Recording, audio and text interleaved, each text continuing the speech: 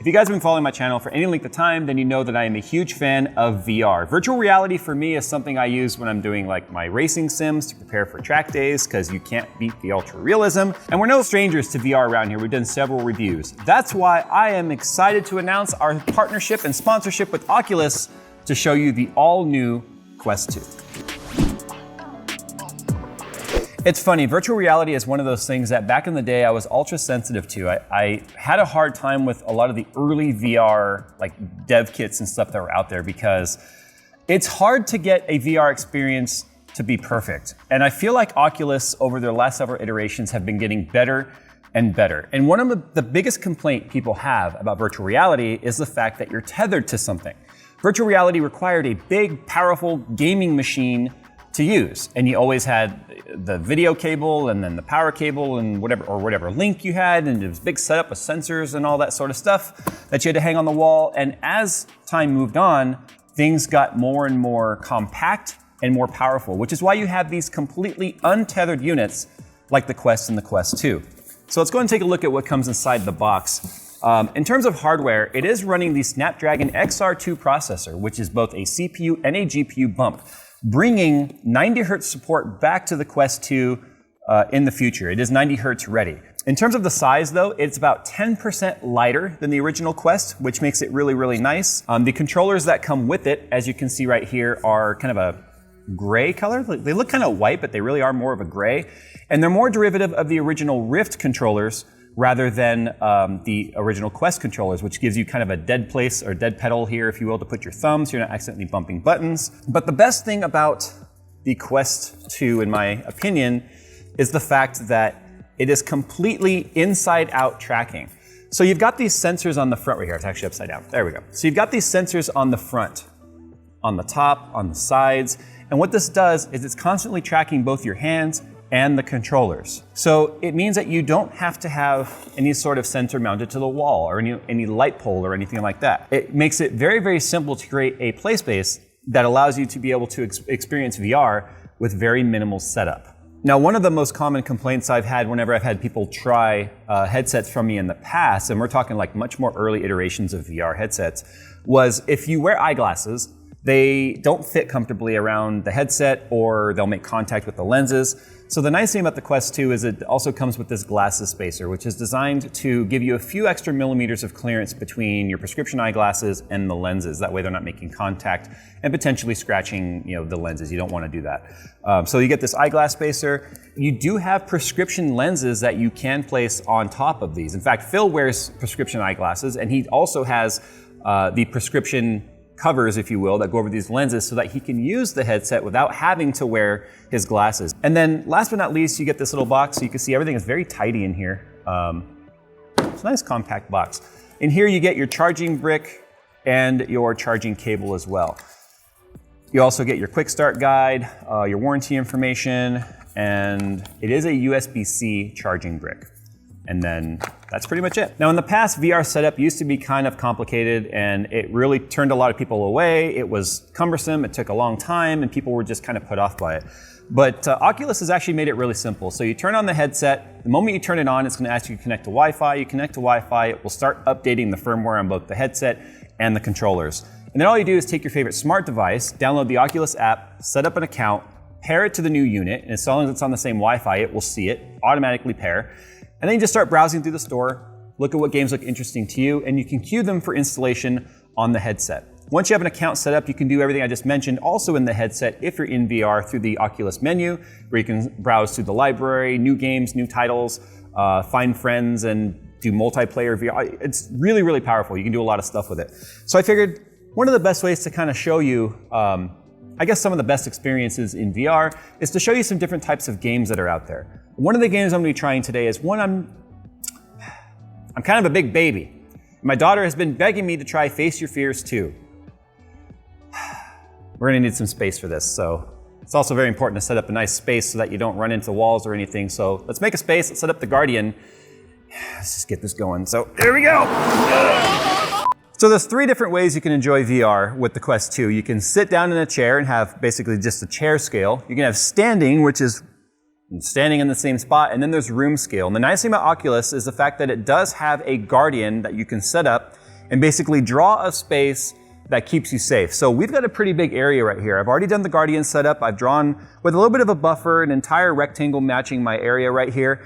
And if I get too close to that, I know you guys can't see it, but this grid pops up and it basically tells me, oh, hey, you are near your Guardian setup, so be careful, because if you stick your head through that, hey, I can see you. As soon as you stick your head through, it automatically goes to pass-through, where the sensors will actually allow you to see, like, here's the chair, right? Here's the box right here. Here's the other box, and here's the little spacer deal. And it actually works really well. So if you stick your head through the Guardian, you can at least see what's happening. And then it pops up and says, return to the play area. Because, you know, you set this up as a Guardian. It's doing its job. Get back to where you're supposed to be. So I figured before I go right into the scary stuff, I'm going to go ahead and do Mission ISS, which is, I've not used it. I don't know what it is, but it's space, and I can't imagine anything cooler than being in VR in space. And the nice thing about this being Oculus Quest 2 is the fact that there are titles that are being updated for the higher processing power of the Quest 2. You're going to notice texture improvements and just an entire upgrade in terms of VR experience as the developers are updating for it. Ooh. Here we go.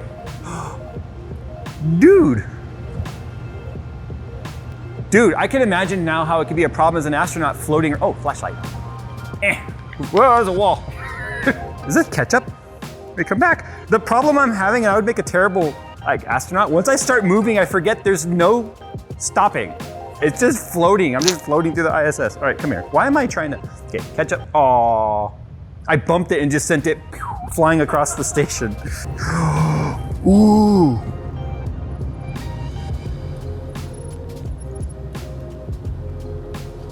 That's the Earth. Can I pull myself? Oh, I can, okay. I imagine this is how you would really have to do it, huh? Wow.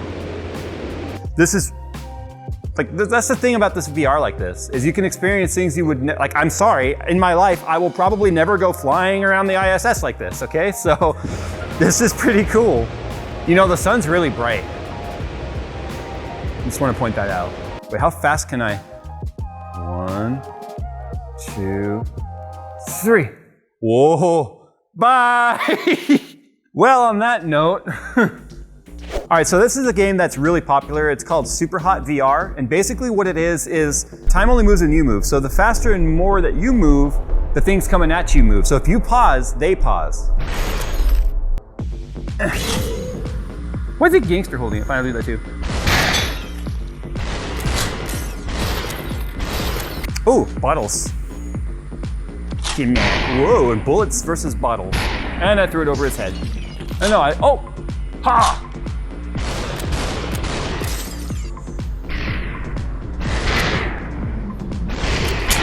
Oh, they got me. Come on, bullet. Whoa! Woo! All right, so I figured we'd try the super popular Walking Dead Saints and Sinners, which is kind of a mix between horror and shooter and survival. My arm is not supposed to bend that way. Is that how you do an axe? Take food from your backpack and hold it to your mouth. Nom nom nom nom nom nom. Dear diary, today I killed 42 zombies. Pick up the shiv on the table and go to kill the walkies. Or the walkers. Okay, if you, oh no. Now, hold on zombies, I got this. Oh, that's my arm! Oh no! Oh, crap. Oh no, I dropped my screwdriver! No! I dropped it! I'm running around to get it again.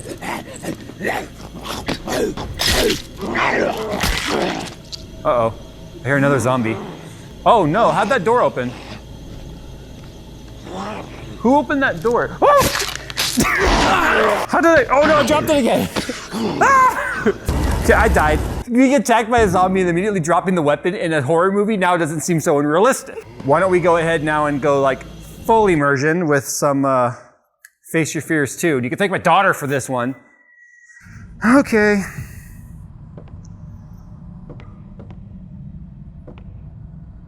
No, the lights are flickering. And I'm like underground in a basement. And there's like a dungeon over there. Oh man. Whoa, what the? The fuse.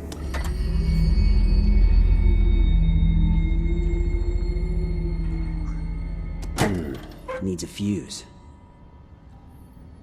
No! What? No. Oh! Whoa! We're going this way!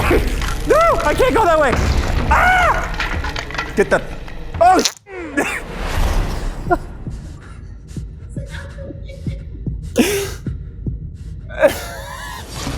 So that's Face Your Fears. I do not want to try that again. I am sweating so bad right now. And this is much more my pace. Yeah, I figured you'd like this game. The only thing scary about this one is, oh, I got one! My fishing abilities here. What? Come on, Ooh, come on. She's fighting. No, she's not. Come on. No. Woo! Oh, I got one too. Oh crap. Bet you mine's bigger. Not. Aww. That's so little. So little. Oh, this is a big one. This is a big one, Phil. Woo! Yeah! Look what I got. All right, so I spent the last, entire day playing around with the Quest 2, a bunch of different titles. You've seen some of the genres I played, and I come from both the Rift S and the original Quest. And now coming to the Quest 2, I can see very obvious generational improvements. I'm really happy to see that it's a faster processor. The loading times is 18 seconds to boot up this headset versus, what'd you say, Phil, the Quest? 40 seconds on the original Quest. So there's clearly a spec bump in terms of loading times. When Phil and I would play games, I would load into a game much faster than him, going into the menu, back out of the menu, and doing things, downloading, installing. It was faster across the board. When it comes to battery life, because obviously faster, more powerful hardware could potentially chew through battery, the battery life seems to be pretty much comparable. But my Quest at home gets a ton of usage. My kids play it. I don't play it as much because of my busy lifestyle, but I can tell you right now, my kids play it every single day. You can get about 2 hours of solid gameplay time out of the Quest 2. In fact, we were seeing a solid 2 hours even while recording everything I was doing, which is going to eat some battery life as well because we had to have a way to be able to record and show you guys. But all the gameplay that you saw was recorded natively inside the app, inside the headset, and then we just pulled it off while connecting to a computer. And then you guys obviously saw that in this video and how it turned out. And setting up multiplayer was extremely simple. Phil had actually set up the fishing VR app, and then he went in there and set multiplayer. He put a password on the room, told me the password, I was in, and off we were going without any sort of an issue. One of the things that always got to me with early editions of headsets was the weight. And it always was very front heavy, and you would get neck fatigue. But a real added bonus of the Quest 2 is it's much lighter than the original Quest. The strap is much different this time around. You can see it's a very soft strap where when you still have these spring-loaded side pieces here, or they're elastic, which holds it nice and snug to your face. But you can see the overall profile of it versus the strap that comes on the original Quest. It's much smaller, makes it easier to travel with. If you can get the accessories that come with this, has a travel case, or you can make your own. Makes it a lot easier to make it easy to tuck and store away just because of the head strap type. Now the nice thing is if you do prefer the older style head strap, they do have head straps available for this that you can upgrade. They even have one that has a built-in battery in it that's going to extend your gaming time. And that's a feature that an accessory I'm going to be definitely picking up because like I said, my kids play it every single day and I'm tired of hearing, it's not fair, Sissy used all the battery, now I got to wait for it to charge. So the nice thing is you'll get nice extended gameplay with that battery. But let's talk about some things that are a little bit disappointing to me though. The new LCD is awesome when it comes to screen door effect. We talked about that earlier in the video. The higher refresh rate that's going to be coming is also going to be an added plus, especially when you hook it up to the computer and use it for VR racing like I do, or sim racing. The higher refresh rate, especially for things like driving and flying sims, are definitely an added bonus. Where it was noticeable that they switched from OLED to LCD was anything dark. So The Walking Dead, the Face Your Fears, any of those titles that were using dark scenes were much more obvious that they were on an LCD screen on the Quest 2 versus the original OLED. But one of the ways that they were able to get the resolution higher and get the refresh rate up is by using an LCD. It's also one of those things where I kind of hope in the future that we could see the OLED technology progressed.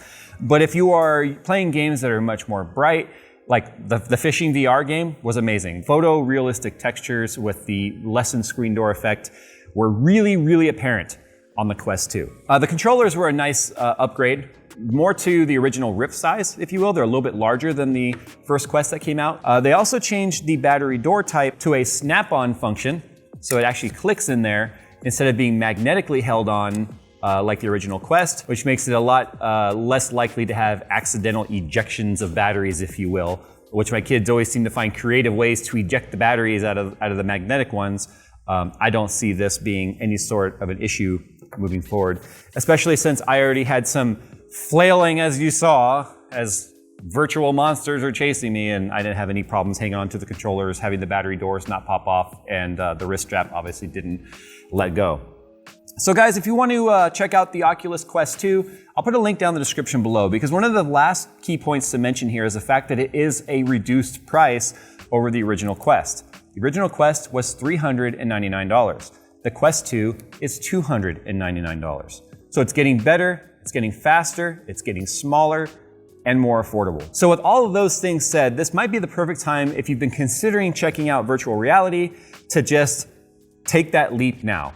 Because the untethered aspect of it, where back in the day we had to have giant PC gaming backpacks with big old batteries that would only get you about 40 minutes of game time, and you look like a Ghostbuster walking around, now to having it all done in this tiny little package, also, again, being compatible with PC gaming, because this is a PC gaming channel, and that's a very important aspect to me, and that you can do all of it for $299, it's probably the time to finally go ahead and check out VR if you've been considering it.